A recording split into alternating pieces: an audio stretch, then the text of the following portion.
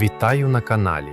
Сьогодні я розповім, як зробити просту фінансову таблицю в Power BI, в тому вигляді, в якому її зазвичай хочуть бачити фінансисти, а також зробити це так, щоб таблиця реагувала на фільтри, які доступні у звіті.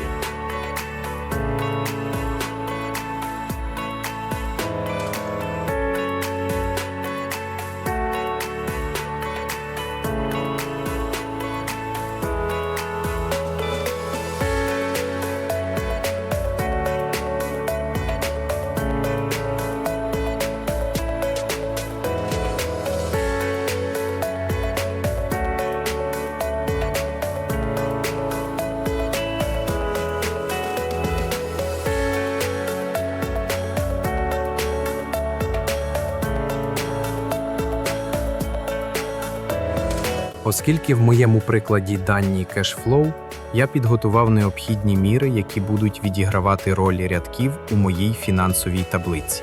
У кожній з мір, використовуючи змінні, рахуємо факт та бюджет потрібної статті витрат, а потім підставляємо через функцію switch потрібну змінну.